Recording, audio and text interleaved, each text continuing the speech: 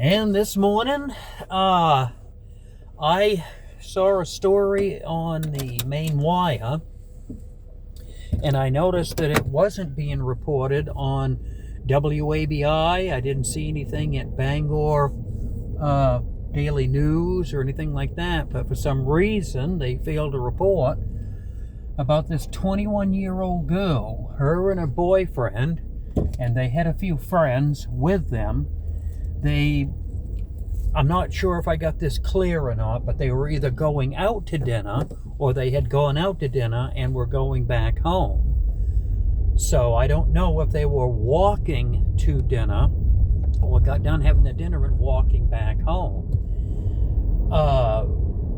But apparently some gentleman who had mental illness approached them as they were walking along the road. They were either going to or coming from this dinner that they were all going to have. And to make a long story short and get through the gruesome part of this, the mentally ill person decided to grab this 21-year-old young woman and proceeded to stab her many times and then cut her with the knife, and then jumped onto his bicycle. I guess he was on a bicycle, and he pedaled off. And of course, the police were called. They showed up. They did everything that they could to try to help her the best they could until the ambulance got there. And the ambulance got there, loaded her into the ambulance, and again, I'm not clear on whether she died on the way to the hospital or she made it to the hospital and then passed away there from these injuries that she received. And if anybody in that family down in Portland, or family and friends, if you happen to see this video, I truly and absolutely pass my condolences to you. I am so sorry. And this story really bothered me. It really did. Because, well, I'm going to have to go back in history here for a while, and I'm trying to remember the dates of it, but I remember seeing people on the news, on our local news, and they were talking about having to close the Bangor Mental Health Institute in Bangor and Augusta Mental Health, AMHI they call it. And they were going on and on about costs and expenses, and all I remember understanding of it was they just decided to close these hospitals, just close them. And all of the people that were in the hospitals, the people that were working there, taking care of the residents that were in each one of these places, was begging the Maine State government, please do not let these hospitals close. The people that have mental issues need this hospital open. You can't go closing it. Please don't do it. One thing led to another, and it wound up just closing everything. And without getting into too many details, I know of someone that brought someone to the mental health hospital to help this person that they knew needed help after all of this closing had happened. And this person that was brought in had a very serious mental issue. Not enough that they'd go and hurt somebody else, but they would just really, everyday things was just extremely difficult for them to handle. And when you have mental illness, that's what happens, And anyways, this person gets his friend to the hospital, and he couldn't believe it. He thought that he could take this person in, get them admitted, then they would get the treatment that they would need, and they'd be okay. But that's not what he found out. When he brought his friend to the hospital, gets him in there, they basically said, here's 2 aspirin and, good luck.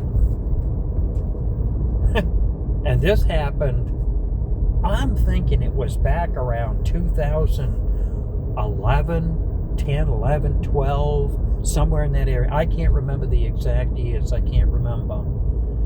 And I do remember at the time that our governor was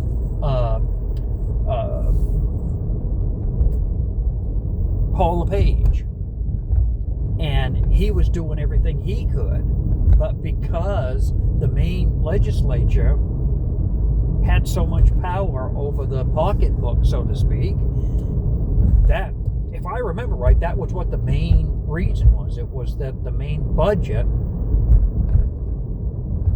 couldn't afford to keep these hospitals open, and that other things had to be done by the communities. Each community would have to take responsibility of their own people who had mental health, and they would have to come up with their own way of dealing with it, because the state was at a point where they just couldn't do it anymore. And maybe there was a legit reason at that time. Maybe there was. But all I know now is we're hearing about that Emmett Oz is coming to Maine, and matter of fact, he's been here. And making a long story short, there is a ton of money that's being sucked out of Maine Care. And these people that are sucking the money out, it sounds like they're just lying in their pockets and buying themselves new automobiles and getting themselves homes and you name it. And that's where this money is going. And it's not going to people that have mental health issues. And when I saw that story this morning, and when I saw what happened, they showed a picture of the gentleman that did this to this 21-year-old woman, and he had these cuts and bruises all over his head. So obviously, when the police caught him, in his mental state, he was probably just out of his mind, literally. He had to have been to do what he did, of course, obviously. And he probably put up a hell of a fight. And I'm not defending him in any way. I'm not. What he did was wrong. And it's up to the justice system how they're going to deal with this. But there's a family that lost a 21-year-old woman. There was a sister, a daughter, an aunt. I just don't know what to say on all of that. And this guy that has a mental issue, I just don't know what to say about that. All I can assume is, well, if the state had provided more for the people who are mentally ill, maybe this guy wouldn't have done what he did. And I'm not trying to blame the state of Maine, because I understand money gets tight, things have gotten expensive, all of that, but boy, money's got to be managed different. Something's got to be done about the mentally ill being able to get the treatment that they need. And the little bit of research I was able to do this morning, it sounds like Bangor can handle up to about maybe 100 people, and it sounds like Augusta is in the same situation, 60 to 100 people. And there's way more than 200 people in the state that have mental issues where they need to be taken care of. But there just isn't enough beds. There's not enough anything. And one thing that's not helping is all of this damn fraud that's going on in Maine. There is a ton of money every month that's going out fraudulently, that could go towards helping these people somehow. I just know it. I absolutely know it. I feel it in my gut. And what happened here the other night to this 21-year-old girl, it really shouldn't have happened. And maybe it wouldn't have happened if our state was a little bit more responsible, because there are certain things, I think, in the state budget that absolutely needs to take our tax dollars and put that tax dollar to work to help in situations like this. And there's got to be a way of doing it. There's got to be a way. And I know a lot of people are saying, well, there's a lot of people that they don't even work in the medical profession anymore, and there's not enough people, there's not enough staff and everything. And I've done some research on that, And now I'm not saying this is the entire problem, but there are situations where, well, okay, for example, we can use Obamacare as a perfect example. If I've understood that correctly, it may have worked out for some people. It may have worked out okay. But there are other situations where it didn't work out for the people who provide the care, not the people that are getting the subsidies to pay for their hospital bills, but the people that are in the hospital working. And I've heard examples like this. Let's say a person goes into a doctor and the doctor says, well, you've got this wrong with you. Let's say it's a kidney problem. But because of the Obamacare coverage that they got, which was basically the insurance company deciding on what a person was going to get for health care based on what they said the amount of money that they would pay and what they would pay for specifically. And if this guy's kidney problem wasn't within what that insurance company said they'd cover, well, where did that leave that guy? Sure, he had Obamacare, but the Obamacare for his particular policy wouldn't cover kidney. And a lot of this happened.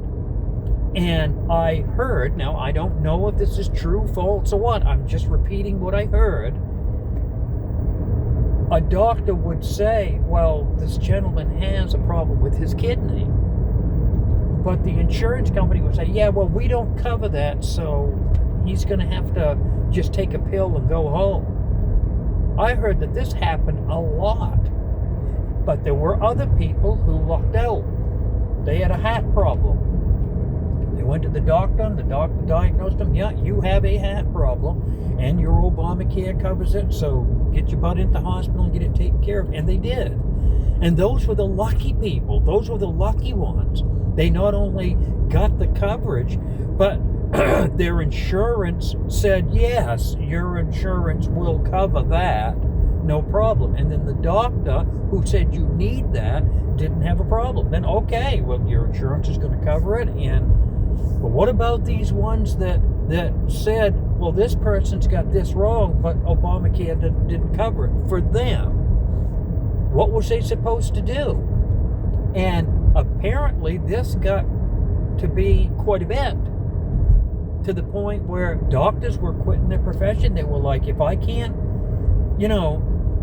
if I tell someone this is what your problem is, and then Obamacare doesn't pay for it, and they're basically telling me I can't do it, and if I do, I'm going against Obamacare. I mean, a doctor's basically being told by an insurance company what they can and can't do for their patients. And that ain't the way it's supposed to be at all. If a doctor says you've got this wrong and you need to have this type of operation or this kind of whatever that he says, what's this doctor supposed to do? And that's what a lot of them got upset about, and that's why they left the medical profession.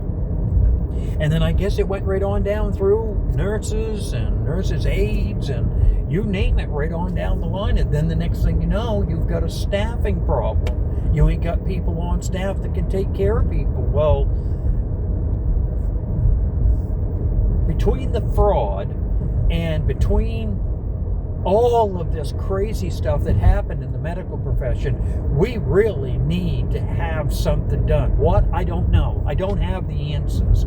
All I know is what is needed, and that is more medical care for people who need it, who can't afford it. I agree with it. I always have. But the big problem is we let the government get involved, and I've always said, keep government out of being involved in insurance companies and all of that stuff. I understand insurance companies have really been able to do a lot of things that they shouldn't have been doing either. But we didn't help that situation by allowing government to get more involved than what they already were. And now with all of this stuff all together, now we're at a point where mentally ill people are walking the streets and they don't have any help. They can't get any help. Or if they are able to get help, they have to stand in line and wait and get it. And sometimes it's too late. And just a few days ago, a 21-year-old girl lost her life probably because of this very situation. I don't know what the details are, and I'm not saying that is what happened, but with what I'm understanding has happened in the medical profession, I'm probably not too far off base. I'm not. I read that story this morning about her, and I mean, it bothered me terrible. It did. It bothered me terrible. Not only because she lost her life and everything, but this person that has this mental issue going on, if he had gotten the right help and got it at the right time, maybe none of this would have happened, and that girl would still be alive, and this guy wouldn't be facing murder charges now. You know, it's just, boy, it's quite a situation. It really is. But anyways, that's all I wanted to say today about this.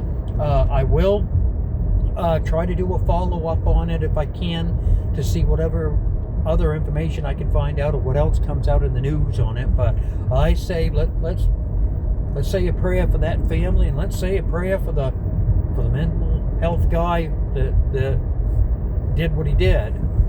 You know, it's just such a tragic situation. It is. It's such a But anyways, today is Monday, August 10th. Looks like we're going to have another good day out. And I hope you guys all have a good day, and I'll catch you in my video tomorrow. Don't forget to like, share, subscribe. If you want to leave a comment, definitely leave comments. I love comments. I love it. I love it when you make a comment. Good one, bad one, I don't care. Just leave a comment. Just say hi, I don't care. I'll say hi right back to you. Okay, you guys have a good day, and we'll catch you tomorrow. We're going.